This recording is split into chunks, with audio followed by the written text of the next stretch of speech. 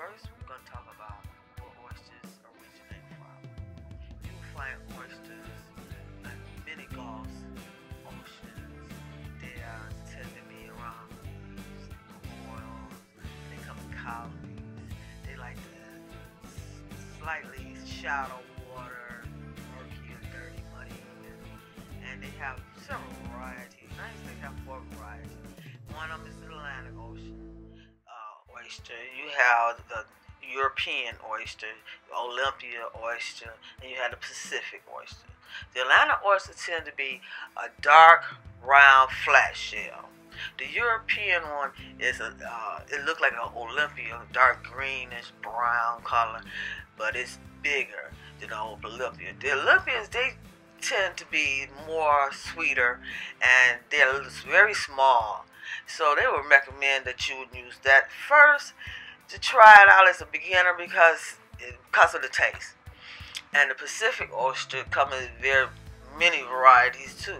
It depends on which area in the ocean you get it. You might get some in Maine and Florida. They're gonna have 2 different tastes because of the temperature of the water, the salt content. It's many varieties.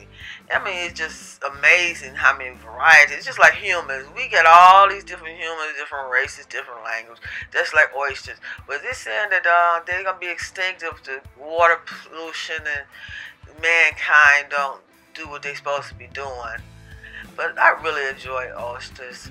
The first time I tried, I was in the Army, and the guy in my unit, he was from Hawaii. And he said, "Oh, you never had oysters before?" I'm like, "No." He said, "Well, try this." It was raw. He broke up the shell. He said, "Just scoop it with the other shell out the oyster and put it in your mouth and just swallow." So I did that. I'm like, "Oh."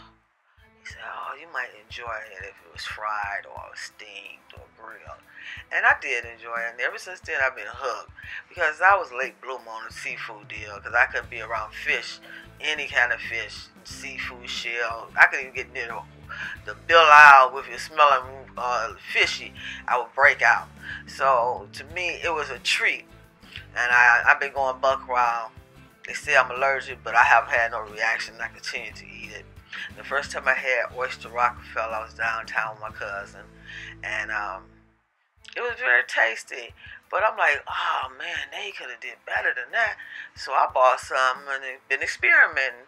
I have several varieties of recipes for it, but the recipe I'm going to show you now is my favorite, and my family tends to enjoy it. But it tastes better grilled. But you know how it is. Sometimes you don't have that grill, and I live in an apartment building, so you got to have an oven. So I hope you enjoy my clip on Oyster Rockefeller. Good luck on making it because it's going to be delicious. You can't mix it. You can't mess it up.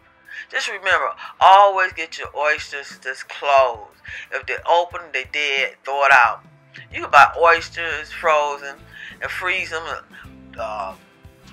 for how long you ever want them. Then when you get ready to use it, take it out the freezer and you soak it so you can get as much dirt off. But we'll get into that in a minute. I hope you enjoy it. And did I mention that oysters live up to 20 years? And the size of them are 3 inches to 14 inches. They tend to mate in warm water during the warm season. And they change sex after 6 years. Just a little tidbit to let you know. With oysters, you would soak them. I would soak them for about an hour and loosen up most of the debris. Take a brush and scrub the edges and around the top. This is where the hinges are. That's where you pry your knife at.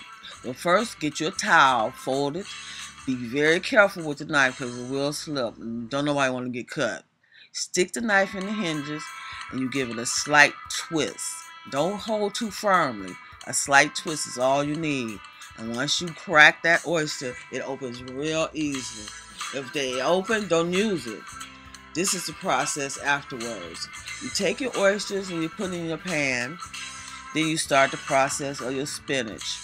You will take 1 cup of spinach and chop it up finely. And then you will saute those. Then you cook your bacon. I like my bacon very crispy. because it tastes better. You won't have to be chewing too long. So you crumble it up very finely. Then in a bowl, you will mix your spinach, your bacon, your breadcrumbs, which is you have a half a cup. You have a cup of cheese. I have an Italian blend. You mix it all together. You turn your oven on to 450. After you got everything blended up, you take a tablespoon and put on each oyster. You will arrange it into a pan, in which process you would begin to put more cheese over it because I love my cheese. I put more cheese over the top of it, make it evenly. Then I sprinkle my Parmesan over that so that we had a little crunchy little taste to it when it get finished baking and it get all brown and looking pretty. You'd be like, oh man, I gotta get some of this. But then you take it out the oven after 10 to 15 minutes, and this is the process, what you will get when you get finished. So enjoy, and I hope you like my recipe. Give me a heads up, push like if you do. Enjoy your meal.